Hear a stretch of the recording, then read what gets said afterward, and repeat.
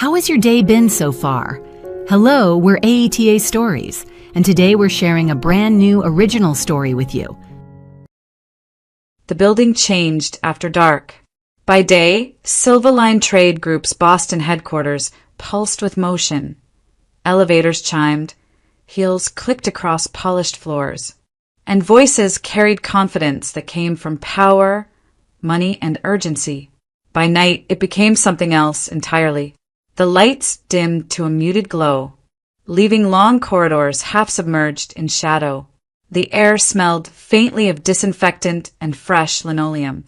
Every sound traveled farther than it should have, echoing softly as if the building itself were listening. Marian Keller pushed her cleaning cart down the corridor with practiced care. She moved quietly, almost instinctively, as though silence were a rule she had learned long ago. One hand steadied the bucket. The other guided the cart's squeaking wheel away from the wall so it wouldn't draw attention. Her posture was straight despite the ache in her lower back, and her expression held the calm focus of someone who could not afford mistakes. At 30, Marianne had learned how to make herself invisible.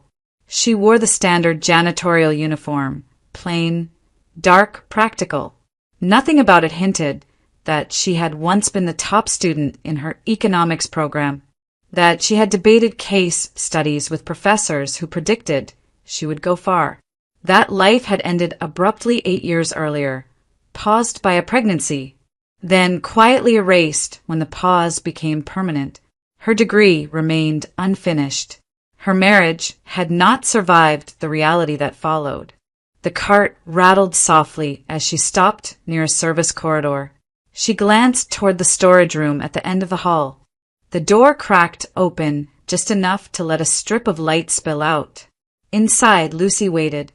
Lucy Keller was 8 years old and small for her age, with light hair that refused to stay neatly tied. She sat on a folded crate, legs crossed, a paperback balanced on her knees. Numbers and symbols filled the margins of the page in neat, careful handwriting. Small calculations she had scribbled while reading. Lucy read the way other children breathed, effortlessly and without pause, drifting between stories and equations with equal ease. Marianne checked her watch, then the hallway again. The night security guard had already passed. There were still 2 offices left on her route. She allowed herself one quiet breath before continuing. Cleaning offices at night had its own rhythm. Trash first, then surfaces, then the floors, always in the same order. Marianne followed it faithfully, grounding herself in routine. It was easier not to think when her body knew what to do. Yet thoughts crept in anyway. She remembered the day she had packed her textbooks into a box, telling herself it was temporary. She remembered the way Daniel had stood in the doorway weeks later, impatient, already distant, as Lucy cried in her crib. He had said the words plainly without anger. This was not the life he wanted. He had wanted momentum, not responsibility. Ambition, not compromise. He had left, and the world had not paused to ask Marianne how she planned to manage alone. The job at Silvaline had come later, after months of scraping by. It paid enough to cover rent on a small apartment at the edge of the city and the after-school program Lucy attended when Marianne's shifts ran late. It paid just enough to keep them afloat, not enough to dream. Marianne reached the end of the corridor and turned into an executive wing reserved for the highest offices. Here, the carpet was thicker, the doors heavier, the silence deeper. Nameplates gleamed softly in the low light, reminders of people whose lives continued long after Marianne clocked out. She paused outside one door, adjusting her grip on the mop handle. Inside, she could hear the faint hum of electronics still awake, servers and systems that never slept. She swiped her access card, opened the door, and stepped inside. The office was vast and orderly, every object placed with intention. Marianne began her work without looking around too much. She had learned that curiosity was a liability. Behind her, down the hall, Lucy turned a page and wrote another line of numbers in the margin. lips moving silently as she calculated. She did not feel afraid sitting alone in the storage room. She trusted her mother's instructions, trusted the rules they lived by. Stay quiet, stay out of sight, wait. This was their life now.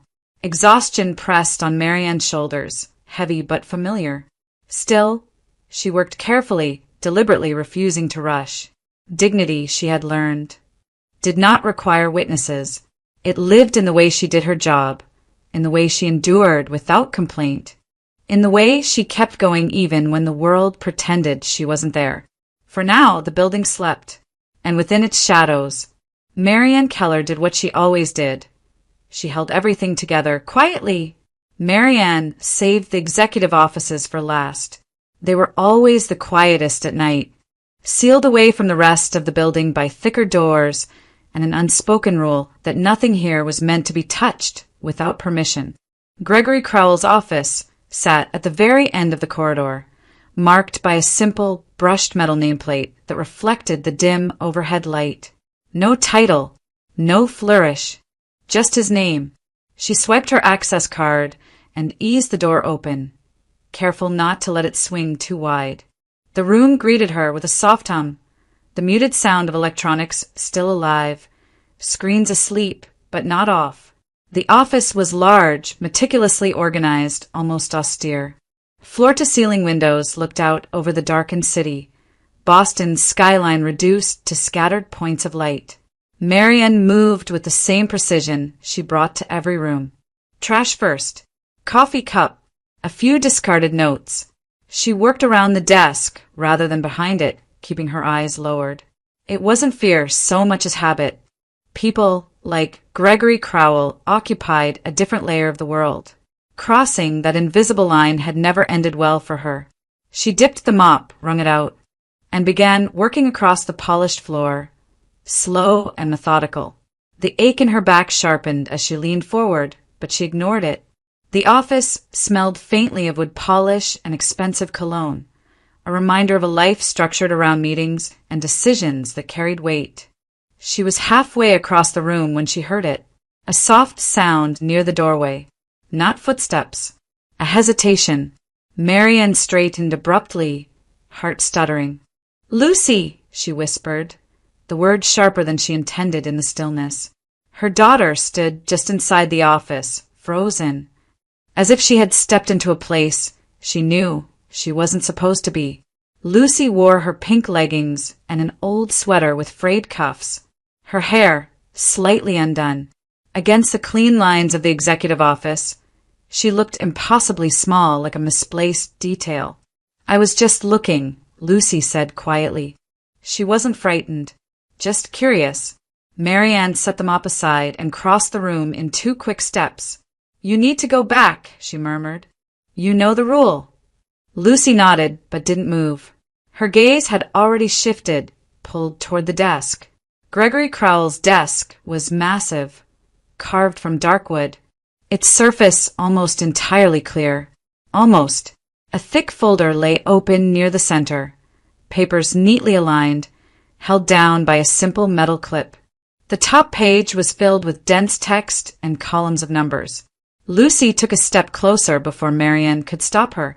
"Lucy," Marianne said again, more urgently now. But Lucy wasn't listening. She tilted her head, slightly reading. Her lips moved without sound as her eyes tracked across the page. The room seemed to contract around them, the silence growing heavier with each second. Marianne reached for her daughter's arm. The door opened. The sound was unmistakable, solid, deliberate. Marianne turned, her hand still hovering in the air, and felt the blood drain from her face. Gregory Crowell stood in the doorway. He was taller than she had expected, his dark suit immaculate despite the late hour, his tie loosened just enough to suggest fatigue rather than disorder. The overhead light caught the sharp lines of his face, his expression already hardening as he took in the scene before him. A janitor, a child, his office. "What is going on here?" he asked. The words were calm, but there was no warmth in them. Marianne's mind went blank. Apologies crowded her throat, urgent and desperate, but before she could speak, Lucy looked up. She turned toward Gregory Crowell, unflinching. Her eyes were serious, focused in a way that didn't match her age. She lifted one hand and pointed toward the open folder on the desk. "Did you do that on purpose?" Lucy asked. The question landed wrong in the room. Too soft and too direct at the same time. Gregory paused. His gaze followed the line of her finger to the document. "What?" he said, not sharply, but with genuine confusion. Lucy took another, small step closer to the desk. "Here," she said, pointing again. The profit split. Marianne felt the room tilt. "Lucy!" she whispered, barely able to breathe. Gregory didn't stop her. Lucy's eyes scanned the page once more. "It says 30% here and 70 there," she continued, her voice even. "But if that's right, you're giving up control. That doesn't make sense." Silence fell. Gregory Crowell moved slowly toward the desk, his attention no longer on Marianne or the child, but on the document itself. He leaned over the page, his brow tightening as he read the line Lucy had indicated. For a long moment, nothing happened. Then his expression changed. It wasn't dramatic. It was subtle, a tightening around the eyes, a stillness that settled into his posture. He straightened, then leaned in again, reading the clause once more, as if seeing it for the first time. The mistake was there, clear, costly, and impossible to ignore. Gregory lifted his head and looked at Lucy. "How old are you?" he asked. 8, she answered. He didn't respond immediately. His gaze drifted briefly to Marianne, who stood rigid, waiting for consequences she could already feel forming. The city lights flickered beyond the windows. The document lay open between them, quiet and damning. No one spoke. The air in the office felt charged now, unsettled, as if something irreversible had just been set in motion, something none of them fully understood yet. Marianne did not sleep. She lay on the narrow couch in their apartment, staring at the ceiling as the minutes crawled past. Every time she closed her eyes, the image returned with painful clarity. Gregory Crowell standing in the doorway, the open folder on his desk. Lucy's small finger pointing at a line that should never have been questioned. She replayed the scene again and again, searching for a version that ended differently. By 3 a.m, she had already accepted what she believed was inevitable. Termination. Immediate. Quiet. A security escort, perhaps. The kind of dismissal that left no room for explanations. She wondered how she would tell Lucy. She wondered how long the savings would last. She wondered, briefly, whether finishing her degree years ago might have changed anything at all. At dawn, she rose and dressed carefully, choosing the most professional clothes she owned. A dark skirt purchased years earlier on clearance, a white blouse pressed until it held its shape. She tied her hair back neatly, hands steady despite the tremor in her chest. Lucy watched from the kitchen table, chewing her toast in silence. "Am I in trouble?" Lucy asked finally. Marianne knelt beside her. "No," she said, and hoped it was true. "You did nothing wrong." At 8:55 a.m., Marianne stood outside Gregory Crowell's office once more. The corridor was alive, now, footsteps, voices, the low hum of a building, fully awake. It felt like a different world from the one she had occupied the night before. At exactly 9, the door opened. "Come in," Gregory said. He sat behind his desk, composed, a slim folder open before him. In the daylight, his office looked sharper, less forgiving. Marianne took the chair opposite him, folding her hands in her lap to keep them from shaking. "Marianne Keller," he said, not as a question. 30. Incomplete economics degree. "Yes," she replied quietly. "Why didn't you finish?" he asked. The question caught her off guard. She had expected reprimand, not curiosity. "Family circumstances," she said after a moment. "My daughter." Gregory nodded once. "And then you didn't return." "No," Marianne said. "I couldn't." He studied her for a moment, then closed the folder. Last night's document, he said, shifting seamlessly to business. The clause your daughter noticed. Marianne's chest tightened. I'm very sorry, she began. She shouldn't have. That clause was intentional, Gregory interrupted. Marianne stopped. It was a trap, he continued. A deliberately unfavorable profit split designed to test whether anyone would notice. No one did. Not my legal team. Not my deputy. Not the external consultants. He let the words settle. If it had been signed this morning, it would have cost this company a controlling interest in a critical venture. Marianne swallowed. Then why? Because someone wanted it that way, Gregory said. And because corruption rarely announces itself. He leaned back slightly. Your daughter saw what trained professionals ignored. More importantly, she spoke up. Marianne said nothing. She wasn't sure what could be said. Gregory's gaze returned to her, sharper now. I've reviewed your work history here. You're thorough. Consistent. You don't rush. Even your cleaning logs are precise. She blinked, surprised. This company values attention to detail, he continued, and composure under pressure. He paused, then made a decision. I'm offering you a temporary position, he said. Junior documentation assistant. 3-month probation. You'll work under supervision, reviewing contracts, archiving records, verifying terms. Marianne felt lightheaded. Me? Yes. The salary will be triple what you earn now. Hours are 9 to 6. Fear rushed in first. Fear of failing, of being exposed, of losing everything all over again.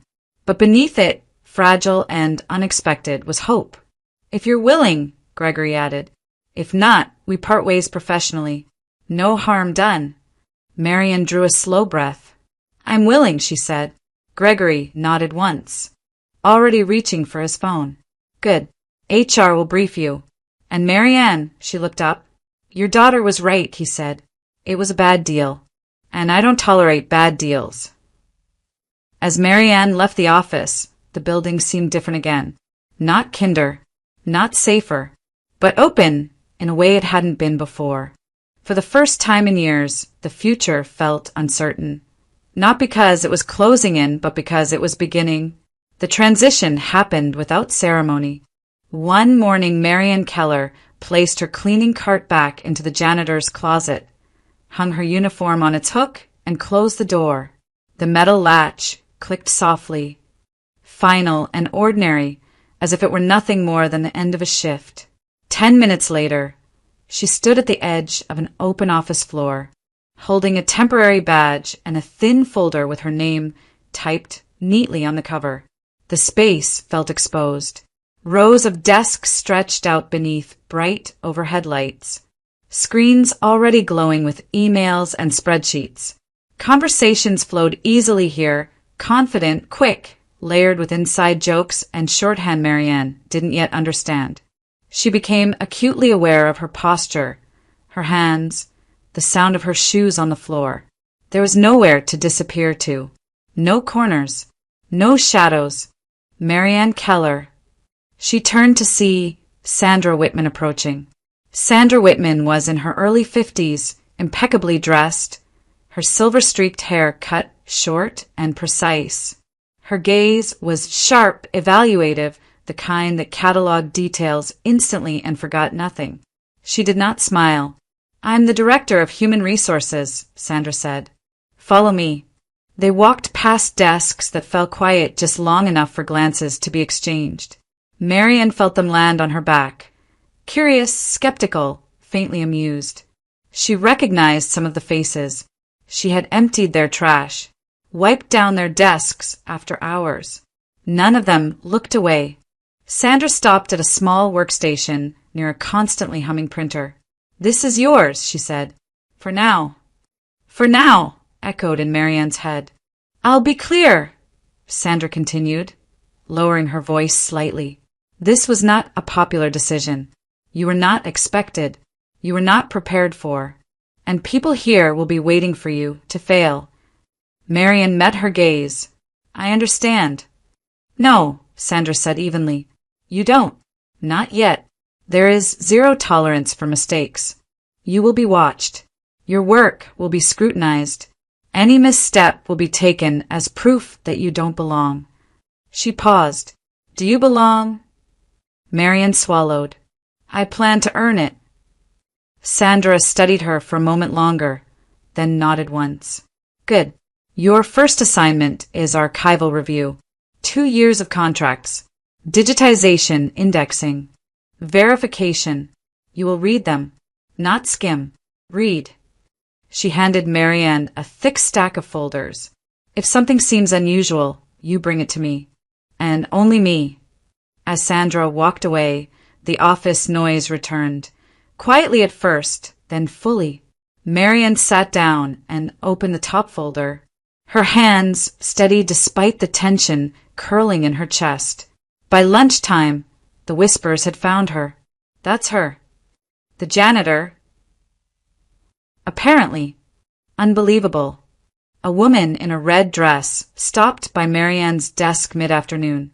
Alyssa Monroe, from marketing. Her smile sharp and deliberate. Hi, Alyssa said lightly. I'm Alyssa.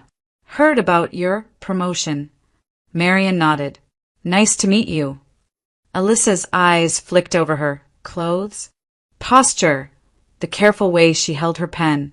Must have been quite the cleaning job, she added, then laughed softly and walked away. Marianne didn't respond. She turned back to the document in front of her. The days settled into a punishing rhythm. Up before dawn to pack Lucy's lunch and walk her to school. A bus ride into the city. 8 hours of focused work under fluorescent lights. Evenings filled with homework, laundry, and exhaustion that seeped into her bones. When Lucy slept, Marianne read more contracts, her mind slowly reconnecting with concepts she hadn't used in years. The terms came back to her gradually. Payment schedules, penalties, risk allocation. She remembered how to look past the language to the intent beneath it. It was during one of those late evenings, eyes gritty from fatigue, that she noticed the first irregularity. It wasn't a glaring error, not like the clause Lucy had spotted. It was smaller, a pattern in vendor discounts that appeared generous on paper, but oddly consistent in their deviation from standard terms. She flagged the page, then another, and another. By the end of the week, she had a handful of notes and a quiet, persistent sense that something was off. Sandra passed by her desk and paused. How's it going? Slow, Marianne answered honestly, but thorough. Sandra nodded. Keep it that way. As Marianne returned to her screen, she felt the weight of the room press in again. The doubt, the resentment, the unspoken question of whether she deserved to be there. She did not answer it. She kept reading. The first real paycheck arrived quietly, deposited into Marianne Keller's account on a Friday morning. She stared at the number longer than she expected to. It wasn't wealth. It wasn't freedom.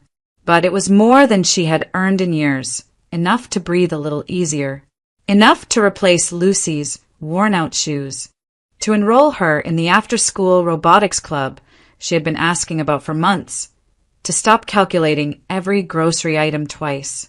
That evening, after Lucy had finished her homework, Marianne made a call she had been postponing. Daniel Keller answered on the third ring. What's wrong? He said immediately, already irritated. Money again? No, Marianne replied, keeping her voice steady. I wanted to talk about adjusting child support. There was a short laugh on the other end of the line. Adjusted how? I have a new job, she said. It's salaried. I'm working full-time now.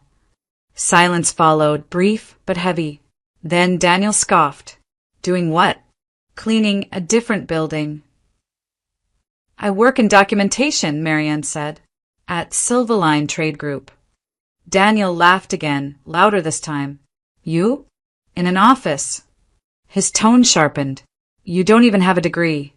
I'm not calling to argue, Marianne said. I'm calling because things have changed. Things haven't changed, Daniel snapped. You're still you. Don't pretend otherwise. He hung up before she could respond. 2 weeks later, the envelope arrived. It was thick, official, delivered by courier rather than mail. Marian opened it at her desk during lunch, her hands beginning to shake as soon as she recognized the formatting. A petition for custody modification. Daniel was seeking primary custody of Lucy.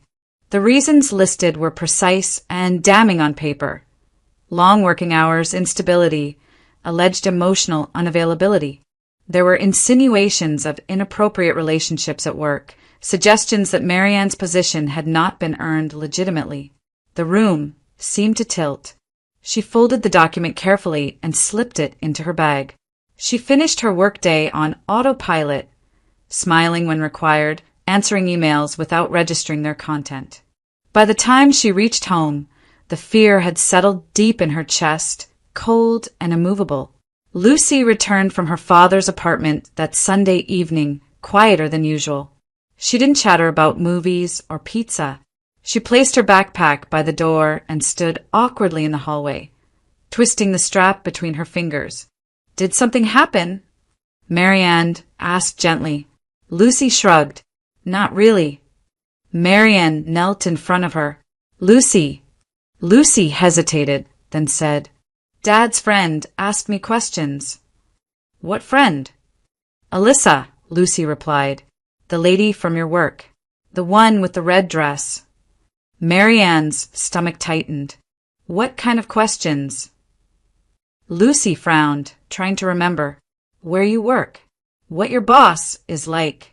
If you stay late. If you're nice to him." She paused. She wrote things down. Marianne felt the pieces slide into place. That night, she sat alone at the kitchen table long after Lucy had gone to bed. The custody papers spread out in front of her. Daniel's voice echoed in her head. Alyssa's smile replayed itself with new meaning. The timing was too precise. The pressure too focused. This wasn't coincidence. At work the next day, Marianne moved through the office with heightened awareness. Conversations hushed when she approached. Alyssa watched her openly now, no longer bothering to hide the satisfaction in her expression. Marianne kept her head down, hands busy refusing to react. But inside, the fear grew sharper. She was not afraid of losing her job. She was afraid of losing her child. The isolation crept in quietly. She stopped reaching out to friends she no longer had time to see. She slept less, ate less. Every sound of her phone made her flinch. Every unfamiliar number felt like a threat. By Friday, the sense of intimidation was undeniable. Someone wanted her distracted, unstable, afraid enough to step back. Marianne closed her eyes briefly at her desk, then opened them again. Fear was what they expected. She would not give it to them easily. The shift in Marianne's role was never announced. There was no email, no formal meeting, no change to her title on the internal directory. Gregory Crowell simply stopped by her desk one morning, paused long enough for the room to quiet itself, and said, "Sandra will loop you in," before walking away. That was all. Sandra Whitman called Marianne into her office an hour later and closed the door behind them. She did not sit. "Your responsibilities are expanding," Sandra said. Quietly. Officially, you're still documentation support. Unofficially, you're assisting with an internal audit. Marianne's pulse quickened. "Of what?" "Procurement," Sandra replied. "Past and present." She slid a thin folder across the desk. "You'll review executed contracts. Not just drafts. Completed deals. Look for patterns, deviations, anything that doesn't align with our standard frameworks." "I'm not a certified auditor," Marianne said carefully. Sandra met her gaze. "You see what others overlook. That's why you're here. And because you haven't learned what to ignore yet." The work intensified immediately. Marianne began cross-referencing procurement contracts against internal benchmarks, pricing, advance payments, delivery penalties. At first, the discrepancies were almost imperceptible. A percentage point here, a slightly inflated service fee there. Nothing egregious on its own. But as she built comparison tables late into the night, something unsettling emerged. The same names appeared again and again. Different vendors, different services, but the approvals all traced back to Victor Samuels, Vice President of Procurement. Every contract with a regular pricing bore his signature. Every deviation, however small, passed through his office. Marian dug deeper. She searched public registries during her lunch breaks. Carefully, methodically. The vendor companies looked legitimate at first glance, registered properly, operational on paper. But their ownership structures raised quiet alarms. Relatives, married names, shared addresses, connections subtle enough to escape casual scrutiny. By Friday evening, Marian had assembled a working file, annotated contracts, ownership links, timelines. She saved everything to her secured project folder, backed up twice, and logged out with a sense of grim certainty. Something was very wrong. The following Monday, the folder was gone. Marian noticed it the moment she logged in. Her desktop was clean. Too clean. The directory where weeks of work had lived simply didn't exist. Her chest tightened. She checked the recycle bin, the shared drive, the audit archive. Nothing. Her hands trembled as she refreshed the screen, then froze as a voice rang out behind her. What is this supposed to mean? Victor Samuels stood several desks away, holding a printed email. His face was flushed with anger. Conversations around them stalled mid-sentence. Explain, he demanded, loud enough for half the floor to hear. Marian stood. I don't know what you're referring to. You accessed restricted procurement data, Samuels said sharply. Copied sensitive files, and now they're gone. He held up the paper. An anonymous report suggests you were preparing to sell them to a competitor. The room went silent. That's not true, Marian said. My files were deleted. I didn't copy anything. How convenient, Samuels snapped. You lose the evidence right when you're caught. Sandra stepped forward. Victor, this is inappropriate. Oh, is it? Samuels shot back. You brought her in. A janitor with no degree suddenly auditing procurement? And now our pricing data shows up with a rival firm. Gregory Crowell emerged from his office at the far end of the floor. What's going on? He asked calmly. Samuels turned to him. She's compromised us, he said. I want her terminated immediately. Gregory's gaze shifted to Marianne. Is that true? No, she said. Her voice held. Barely. My work was erased overnight. By who? Samuels demanded. Your imaginary accomplice? Before anyone could answer, a quiet voice cut through the tension. I can check. Ethan Brooks stood near the server alcove, his posture hesitant but his expression focused. He wore his usual rumpled sweater, glasses slightly crooked. Do it, Gregory said. Ethan moved to Marianne's workstation and began typing. Lines of code scrolled across the screen. The office held its breath. Files weren't copied, Ethan said after a moment. No external transfer. No cloud sync. Samuels opened his mouth to speak. They were deleted, Ethan continued. Manually. At 2:14 a.m. He paused, then turned the monitor slightly. The login wasn't from Marian Keller's credentials. Gregory stepped closer. Whose was it? Ethan looked up. Victor Samuels. Office 405. The color drained from Samuel's face. That's absurd, he barked. He's lying. Ethan kept going. There's also a call log. Outbound. Same time window. From your terminal to Alpha Group's procurement office. The silence that followed was absolute. Gregory straightened. Security. 2 guards appeared almost immediately. You're suspended, Gregory said to Samuels, his voice flat. Effective now. HR and legal will handle the rest. Samuels tried to protest, to shout, but the guards were already escorting him toward the elevators.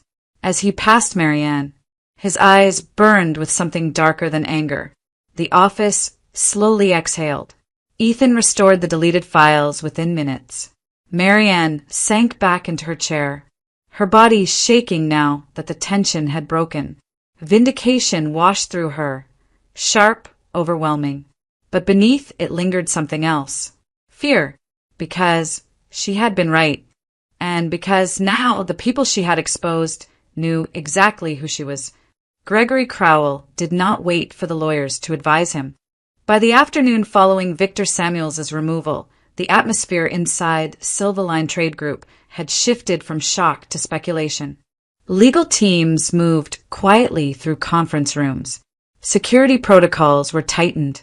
Names were spoken in low voices, followed by abrupt silences when footsteps approached. Gregory watched it all from behind closed doors, then made a decision that had nothing to do with optics. He called Marianne into his office just before the end of the day. Lucy was already waiting downstairs with her backpack, homework unfinished, eyes wide with exhaustion. "You're not going home tonight," Gregory said once the door was shut. Marianne stiffened. "Am I?" "No," he said calmly. "You're not in trouble, but you're exposed. And so is your daughter." He slid a small key ring across the desk. 2 keys, a handwritten address. "My mother's house," he continued. "Pine Hollow. It's empty, quiet, no press, no connections to the company." Marianne stared at the keys. I can't accept this." "You can," Gregory replied, "and you will, just for now." There was no warmth in his voice, but there was certainty, the kind that did not invite argument. Pine Hollow sat an hour outside the city, tucked into a fold of trees and narrow roads that seemed to muffle sound itself. The house stood at the end of a cul-de-sac, modest but well kept, its white siding softened by ivy that had been left to grow undisturbed. The stillness was immediate. Lucy stepped out of the car and breathed in deeply. "It's really quiet," she said. "That's the point," Marianne replied. Inside, the house felt lived in despite its emptiness. Furniture remained where it had been left. Family photographs lined the hallway, holidays, birthdays, moments frozen in time. A woman with kind eyes appeared again and again, her smile gentle but reserved. "Your grandmother?" Lucy asked, pointing. "Yes," Gregory said from the doorway. "Eleanor Crowell." That night, for the first time in weeks, Marianne slept through until morning. The days that followed unfolded slowly, deliberately. Lucy attended a small local school temporarily. Marianne worked remotely, reviewing files sent by Sandra under strict security protocols. The chaos of the office felt distant here, like a storm contained beyond the trees. It was on the 3rd afternoon that Lucy discovered the attic. She called down from the staircase, excitement breaking through the calm. "Mom, there are books up here." Marianne climbed the narrow steps carefully. The attic was clean but untouched, sunlight filtering through a single window. Boxes were stacked neatly along the walls, labeled in careful handwriting. In the far corner sat a trunk. Inside were journals, leather-bound, worn at the edges, each dated meticulously. Eleanor Crowell's name appeared on the inside cover of every one. Marianne hesitated before opening the first. The entries were intimate, reflective. Eleanor wrote about loneliness, about raising her sons after her husband's death, about the weight of expectations placed on Gregory as the elder. Page after page revealed a woman who had loved fiercely but quietly, who had learned to endure without complaint. And then, midway through one journal, a name appeared. Anthony. Marianne slowed her reading. Eleanor wrote of a younger son, restless, impulsive, brilliant in a different way. She described arguments, distance, a decision that fractured the family. Anthony had left, or been pushed. The details were unclear, tangled in regret. "He didn't disappear," Lucy said softly, peering over Marianne's shoulder. She knew where he was. Marianne nodded. Eleanor had written about letters returned unopened, about rumors, about guilt that never faded, about silence that felt deliberate. That evening, Marianne told Gregory what they had found. He listened without interruption, his face unreadable. When she finished, he looked toward the window, the trees swaying gently beyond the glass. "I knew she kept journals," he said finally. "I never read them." "Anthony is alive," Marianne said. Gregory closed his eyes briefly. "I suspected as much." The revelation did not bring relief. It brought weight. That night, Marianne stood on the back porch, the cool air settling around her. The house creaked softly, alive in its quiet way. Lucy slept upstairs, safe for now. The danger hadn't passed. It had only shifted. But here, in the stillness of Pine Hollow, there was space to breathe, space to prepare, space before everything changed again. It felt like the pause before something inevitable, the calm before the final storm. The trade exhibition arrived with ruthless timing. For Silverline Trade Group. It was the most visible industry event of the year. 3 days of negotiations, public commitments, and reputational risk compressed into a single, high-profile showcase. Investors, competitors, regulators, and journalists would be present. Deals would be announced. Futures would be implied. There would be no margin for error. For Gregory Crowell, it was the moment everything converged. Despite the ongoing internal investigation, Silverline could not withdraw without signaling weakness. The exhibition would go forward, quietly, deliberately, and under heightened security. Marianne knew this when Sandra called her early that morning. "You're coordinating logistics," Sandra said without preamble. "Vendor access, document flow, stage materials, internal briefings. Everything passes through you." Marianne paused. "That's a lot of exposure." "Yes," Sandra replied, "which is why it needs to be clean." By the time Marianne arrived at the convention center, the space was already alive with controlled chaos. Booths were being assembled, digital displays tested, security teams stationed at key entrances. The Silverline area occupied the central floor, designed to project stability and confidence. Marianne moved through it all with a clipboard and an earpiece, checking names against access lists, verifying shipments, cross-referencing schedules. Every minute was accounted for, every document logged. Pressure pressed in from all sides.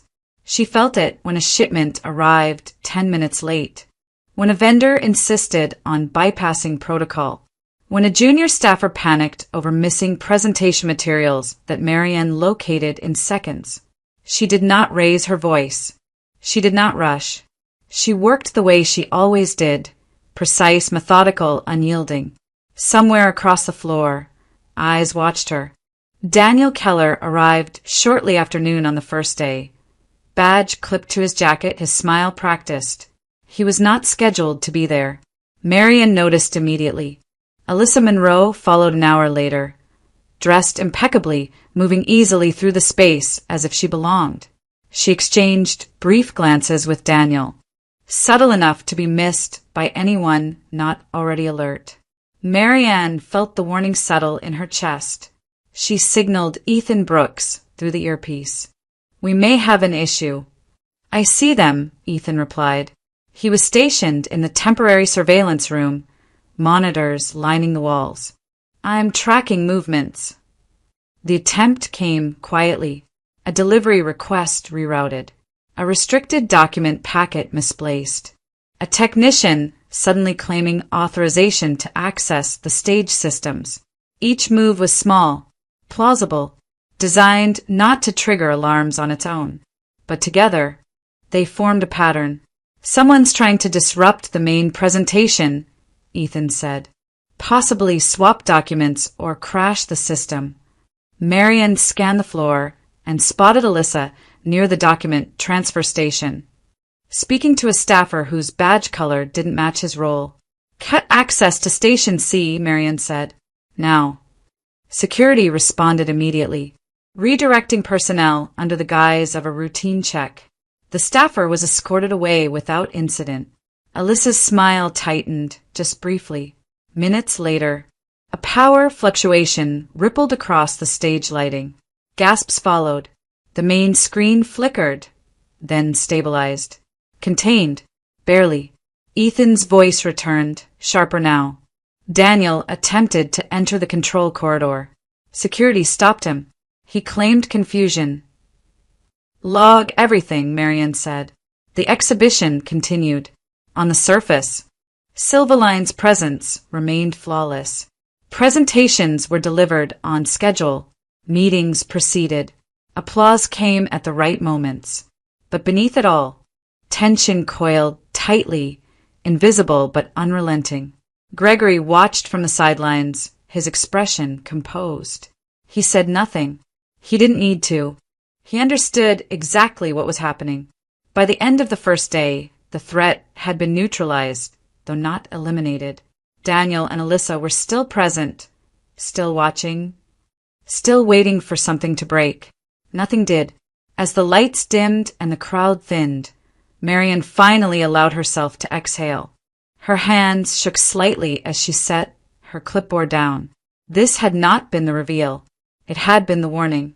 And as the exhibition moved toward its final day, toward Gregory Crowell's keynote address, the tension sharpened. Whatever truth was coming next would not remain hidden much longer. The stage was set. The final day of the exhibition began with a sense of anticipation that felt heavier than applause.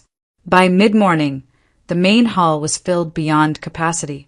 Industry leaders, press representatives, and senior partners took their seats, drawn not just by Silvaline Trade Group's prominence, but by the rumors quietly circulating since the first day. Something was coming. No one could say what, but everyone felt it.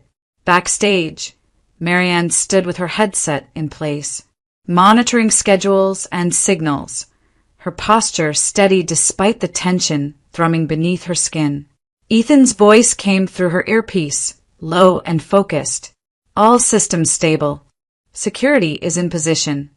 She nodded, though he couldn't see it.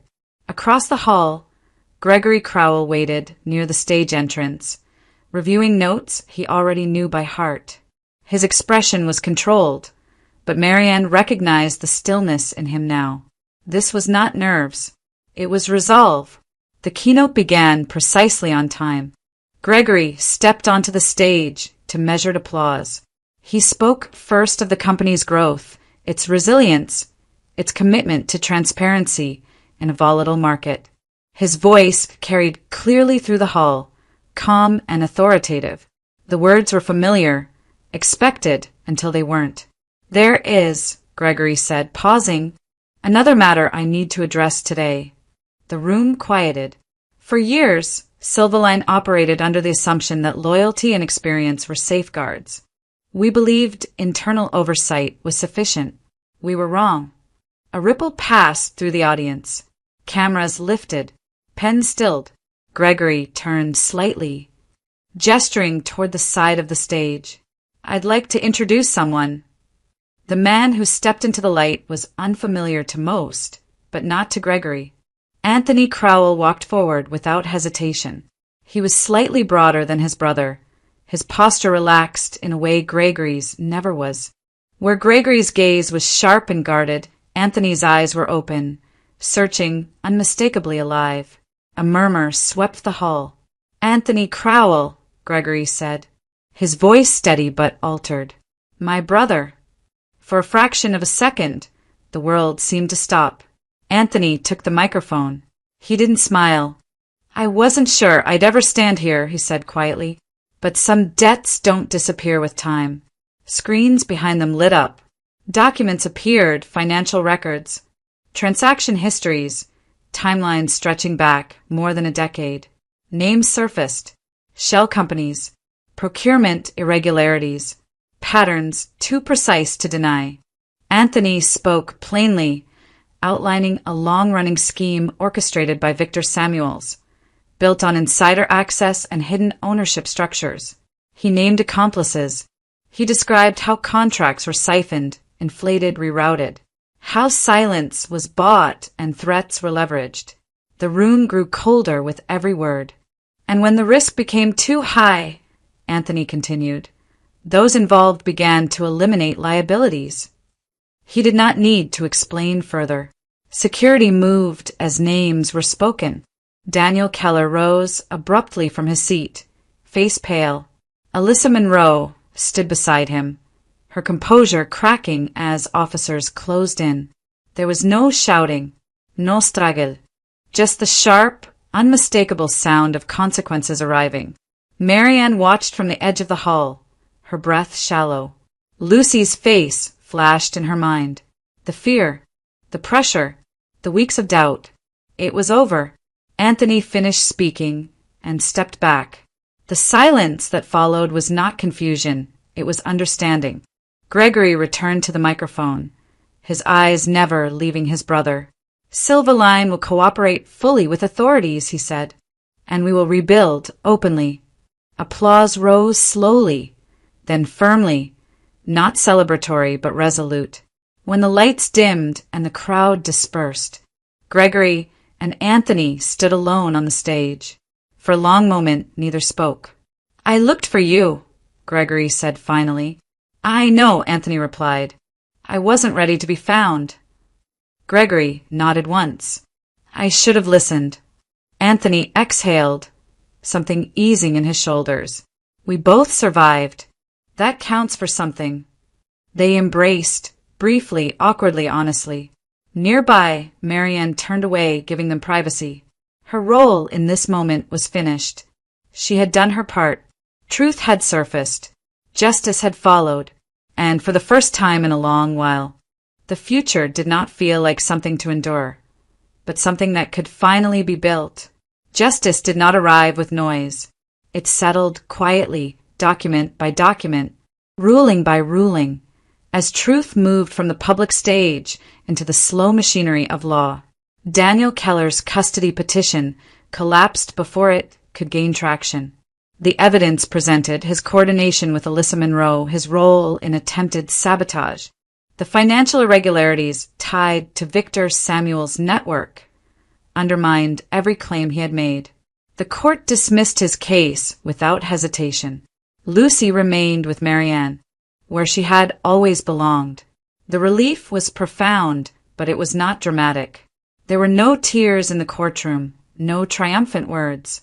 Marianne simply held Lucy's hand a little tighter as they left the building, both of them breathing more freely than they had in months. At Silverline, changes followed with equal quiet. Gregory Crowell called Marianne into his office one morning, this time without tension, without urgency. The room felt different now, lighter, stripped of secrets. We're establishing a permanent internal audit department, he told her. Independent, accountable, and answerable only to the board. Marianne listened, careful not to assume. I want you to lead it, Gregory continued. Not as a favor, as recognition. She did not speak right away. The weight of the offer pressed against everything she had once believed about herself, about ceilings, limitations, the narrow spaces she had learned to survive within. You don't need to answer now, Gregory added, but know this, you've already been doing the work. She accepted before she left the room. The company arranged for her education to be formally reinstated. Tuition was covered. Scheduling was flexible. What had once been abandoned out of necessity returned as a choice. Marianne studied in the evenings, methodically, without drama, the same way she approached everything else. She finished what she had started. Pine Hollow stopped feeling temporary. The house, once a refuge, then a shelter, became a home. Lucy thrived there, her days filled with school, friends, and curiosity that was no longer shadowed by fear. The garden grew back slowly, tended with patience rather than urgency. The journals were returned to their place in the attic.